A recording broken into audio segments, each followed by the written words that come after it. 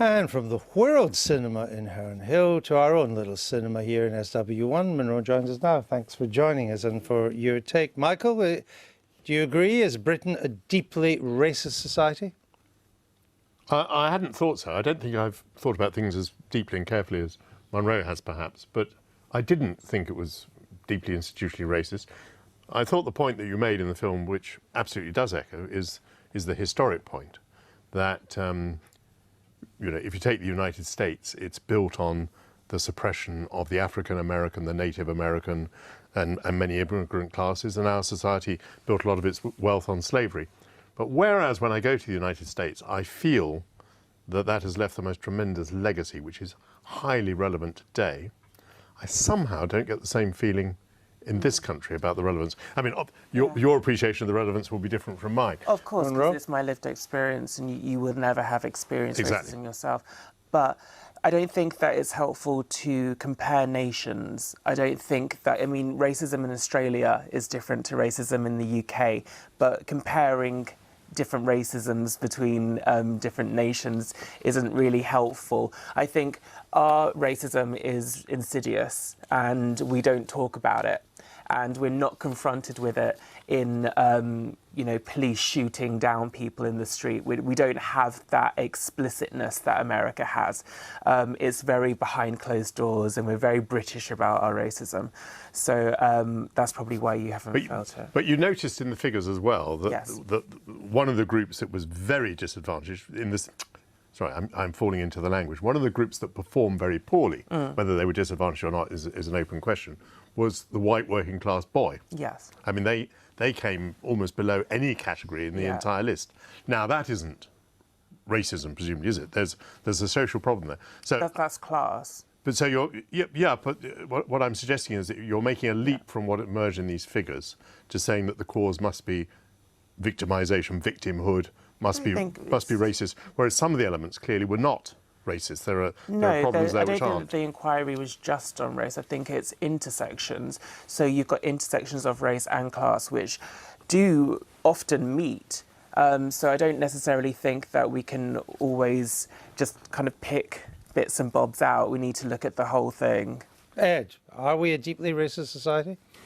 I think the thing I didn't agree with in the film was the pessimism at the end, that it's too late, that it's inevitable. But I think the reality is that the figures should challenge every institution to try and answer that question for itself in a proactive way.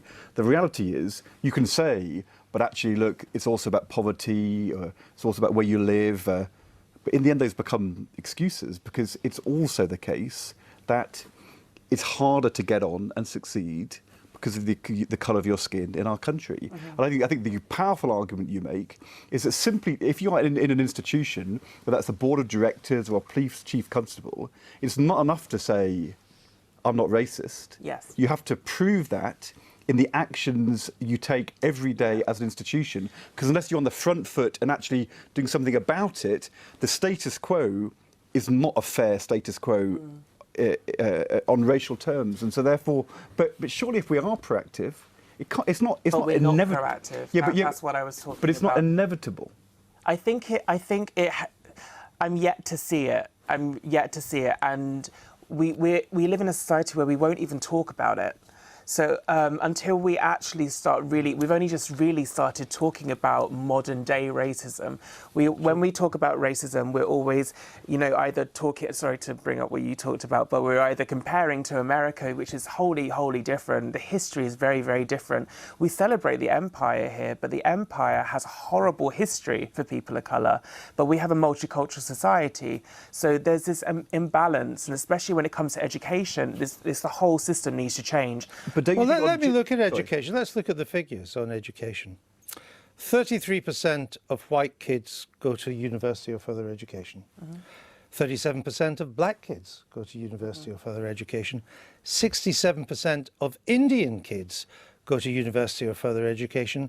76% of Chinese kids go to university or further education. Where's the racism in that?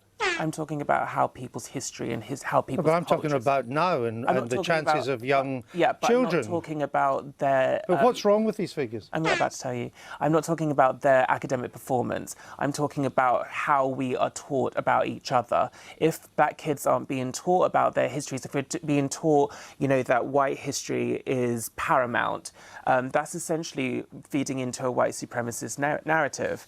We can't be teaching kids that white is the default, that white people's history is the sole history of this country. We need to be taught about black contributions and other contributions of other cultures within society. But for most people, what racism is and what they'd like to improve is the chances of people getting on regardless of the colour of your skin. That's not just racism, though. I'm talking about the mental health. But it's still quite an important thing. And these figures would suggest that as a country, we're doing reasonably well. No, that's facts and figures. But you think, facts and figures are important.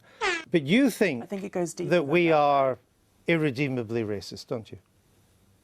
What, this society? Quite Yeah, so, I do. I do. Unfortunately, I do. I think that Britain, the success of Britain is literally based on racism. And do you think we're irredeemably sexist as well? 100%. But if you take something like gender, I think we are making advances in terms of gender pay. All men smashing down the patriarchy, we are going to be on that page. So I think, yes, but we can make progress. I think we can make progress and we can combat it. But if it's an irredeemable, you can't make progress. I mean, it's fighting human nature, and humans are flawed. Humans are flawed, but you seem to think that white people are uniquely evil.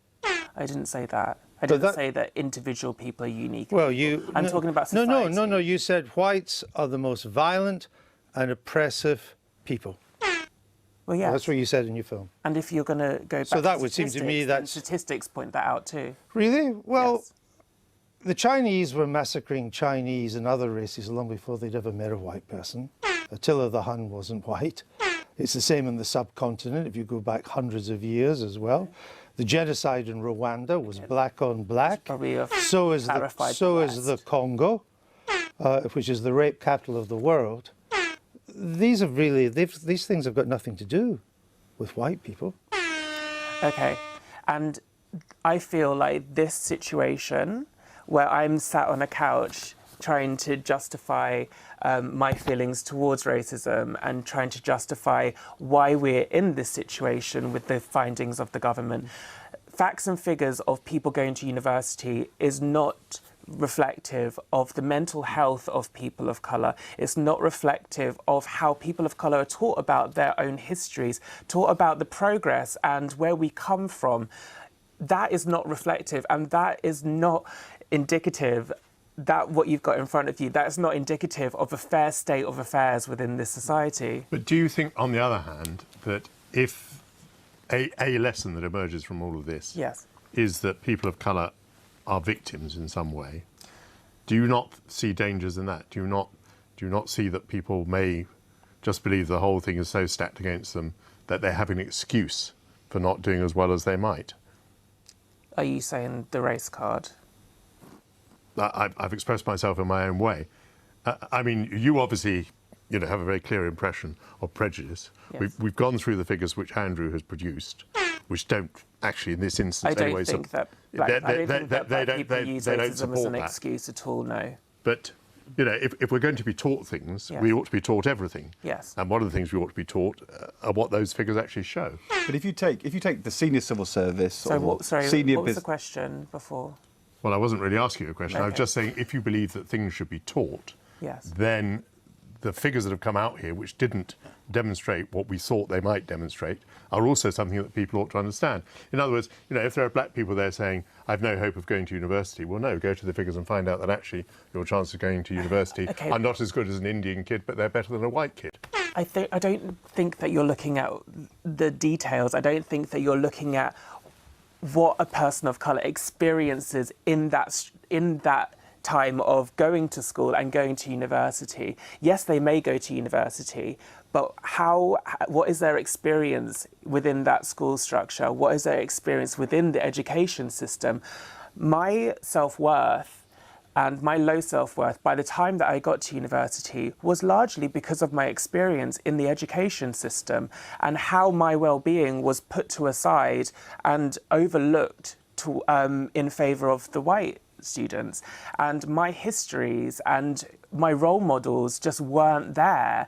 My sex education was not there. My looking into gender was not there. Everything that would be of empowering, a source of empowerment for myself was not there. I did not feel supported with the education system. Can so anything be yes, done? I went to university too, but I really did not benefit from my high school experience. Can anything be done?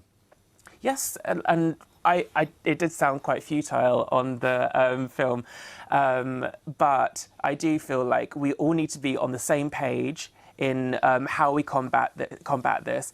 And I don't feel like white people should be so defensive when it comes to talking about racism. It is a very tough situation and tough subject for everybody to talk about. But really, we need to just bear in mind that it doesn't affect white people. But the answer is that white people have to do things. Yes. It's not simply... And I think that's what the problem is, really. But you don't have to be, as a white person, you might not be violent or oppressive. You might just be ignorant.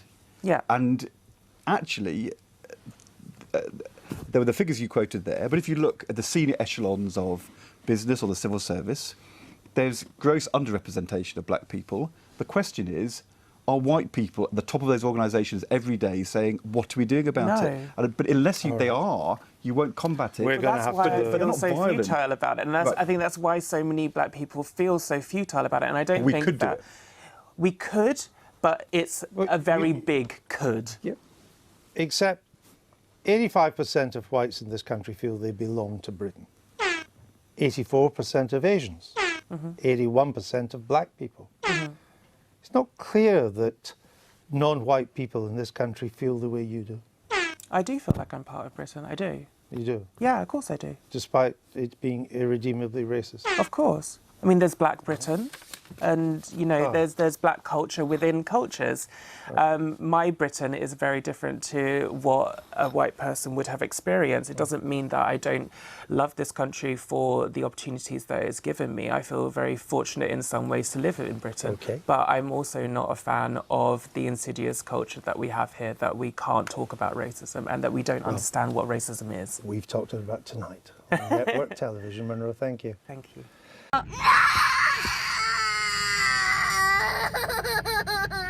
Jace, what do you think?